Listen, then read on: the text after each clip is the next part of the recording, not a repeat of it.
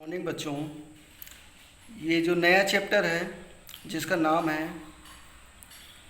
गणितीय आगमन सिद्धांत, इसका क्या है, पिछले क्लास में इस चैप्टर की शुरुआत की जा चुकी थी जिसमें इसकी थ्योरी के बारे में बताया गया था। मतलब इस चैप्टर के सवालों को कैसे हल करना है ये बताया गया था और साथ ही साथ एक सवाल भी बताया गया था। अब उसी क्रम में चलिए आगे बढ़ते हैं। अब इसमें जो पूरा चैप्टर है ये केवल इसी मेथड पर आधारित है, अर्थात सारे के सारे सवाल इसी प्रकार से ही हल करने हैं, लेकिन इसके बीच बीच के कुछ क्वेश्चंस को हम लेके आपको समझा रहे हैं और बाकी के जो क्वेश्चन छोड़े जा रहे हैं वो आप कमेंट सेक्शन के ज़रिए या फिर व्हाट्सएप के ज़रिए संपर्क करके पूछ सकते हैं अगर किसी सवाल को लगाने में आपको समस्या हो रही है तो। ठीक है, चलिए क्वेश्चन नंबर 3 शुरुआत करते हैं, जिसमें दिया जा रहा है 1 + 1/1 + 2 + 1/1 + 2 + 3 plus dot dot dot plus 1/1 + 2 + 3 plus dot dot करके n बराबर इसका मान है 2n/n+1। तो इसमें देखिए हम क्या करते हैं, हम इस दिए गए सवाल को हम कथन मान लेते हैं कि P(n) है। तो हम P(n) इस प्रकार है कि इस पूरे मान को हमने लिख लिया। अब इसमें सबसे पहला स्टेप होता है कि n बराबर 1 रख के हम देखते हैं कि इसके बाएं पक्ष दाएं पक्ष के बराबर है या नहीं है। तो उसमें देखेंगे तो जब n बराबर 1 रखेंगे तो बाएं पक्ष जो इसका पहला पद होगा वही इसका n बराबर 1 पे मान होगा। ठीक है भाई, ये पहला पद है, ये दूसरा पद है, ये तीसरा पद है, तो इसमें पहला पद क्या है 1, तो बाएं पक्ष का मान हो गया 1। दाएं पक्ष के लिए क्या करेंगे, बराबर में जो मान दिया जा रहा है वहाँ पर n बराबर 1 आप रख देंगे। तो जब हम यहाँ n बराबर 1 रखेंगे तो देखिए 2n/n+1 लिखा है, n बराबर 1 रखेंगे तो 2 × 1/1+1 हो जाएगा। हल करने पर इसका मान भी 1 आ जाएगा, जिससे ये दिख रहा है कि जो बाएं पक्ष का मान है वही दाएं पक्ष का मान आ रहा है, अर्थात कि ये जो कथन P(n) था ये n बराबर 1 के लिए क्या है, सत्य है। ठीक है, n बराबर 1 के लिए कथन सत्य है। अब इसके बाद अगला स्टेप होता है कि हम n बराबर k के लिए हम कथन लिखते हैं कि क्या निकल के आएगा और उसको सत्य मान के चलते हैं और उसके आधार पर हम n बराबर k+1 के लिए उस कथन को सत्य करके दिखाना होता है। ठीक है, तो n बराबर k के लिए जब कथन लिखेंगे तो जो क्वेश्चन आपको दिया जा रहा है उसी क्वेश्चन में आप n की जगह क्या प्रयोग करेंगे, k रखेंगे, तो n बराबर k के लिए वैल्यू आ जाएगी। तो इसमें देखिए क्या वैल्यू आएगी, n बराबर k रखने पर 1 प्लस वही पूरा मान आपको लिखना है, जहाँ जहाँ n है n बराबर आपको k प्रयोग में ले आना है। ठीक है, तो ये मान आपको मिल जाएगा। इसको आप एक समीकरण डाल दीजिए क्योंकि इसका प्रयोग आप करेंगे जब n बराबर k+1 के लिए आपको सिद्ध करना होगा।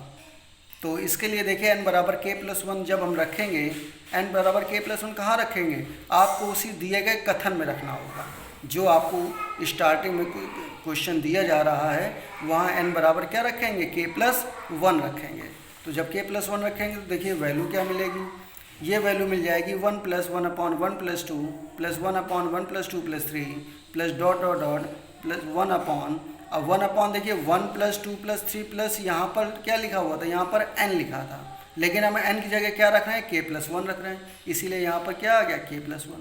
यहाँ देखिए क्या लिखा था, यहाँ लिखा था, ध्यान दीजिए ऊपर 2n/n+1, तो n की जगह हमें क्या रखना है, k+1, तो ऊपर k+1 आएगा और नीचे k+1 में 1 जोड़ेंगे तो k+2 हो जाएगा, यानी 2 × k+1/k+2।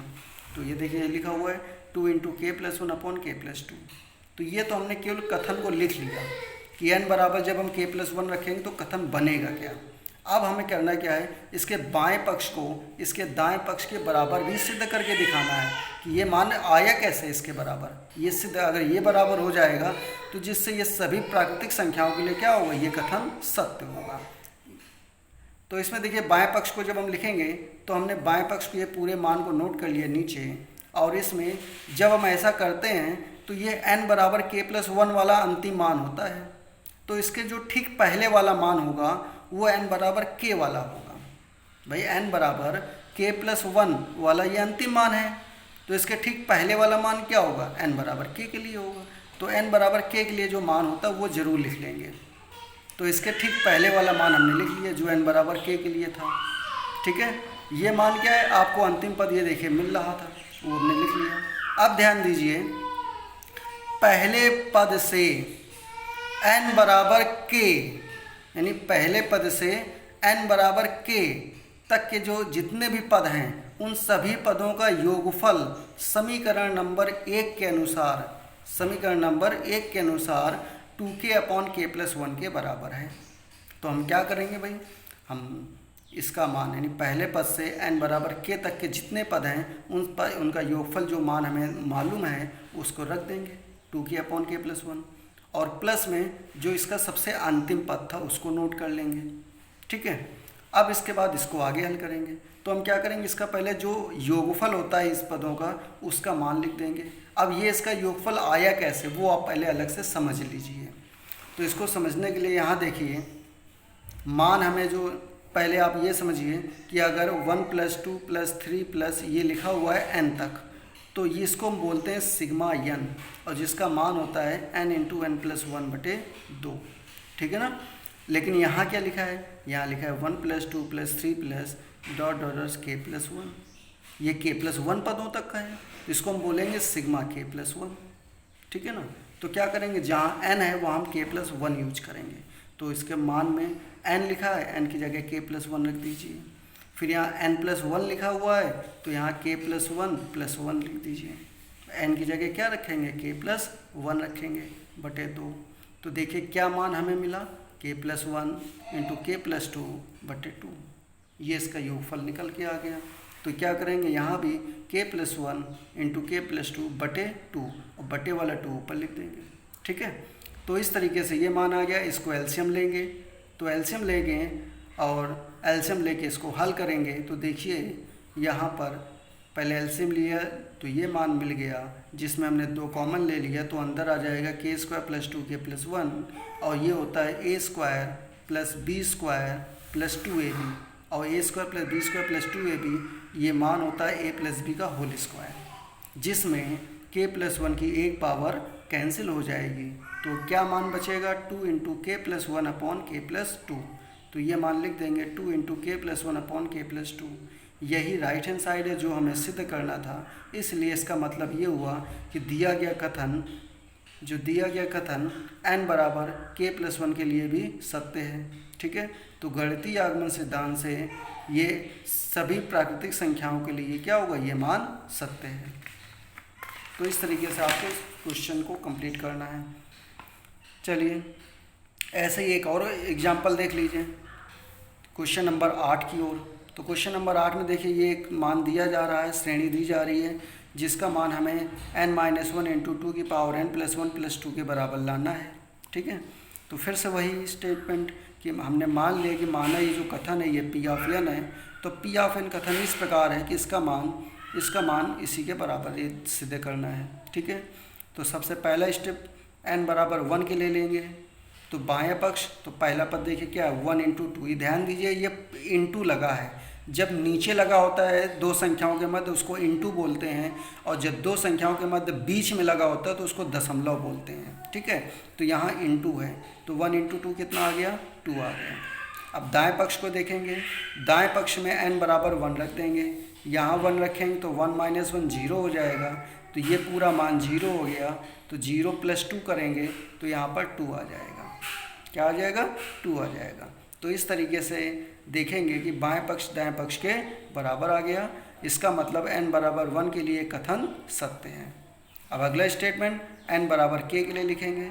तो n बराबर k के लिए आपको कुछ नहीं करना है, बस उसी पूरी स्टेटमेंट को नोट कर लेना है। बस n की जगह आपको k प्रयोग में लाना है, जहाँ जहाँ n लिखा होगा वहाँ आप k लिख देंगे। ठीक है। तो ये आपका एक समीकरण डाल दीजिए।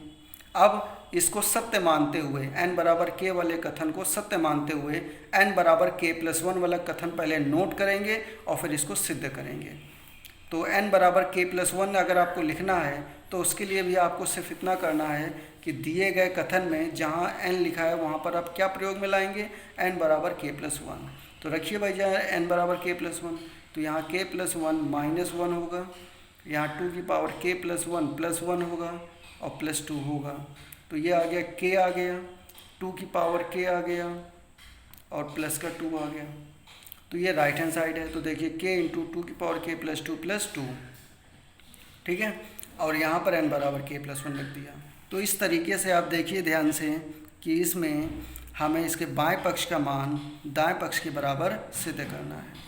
तो हमने बाएं पक्ष को पहले नोट कर लिया, और फिर से वही बात आप ध्यान दीजिए कि जब हम n बराबर k प्लस 1 वाला पद लिखेंगे तो उसके ठीक पहले वाला पद भी लिखेंगे।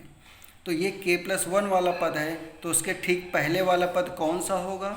वो n बराबर k वाला पद होगा। तो n बराबर k वाला पद आपको कुछ नहीं करना है, सबसे अंतिम पद नोट कर देना है, ठीक है।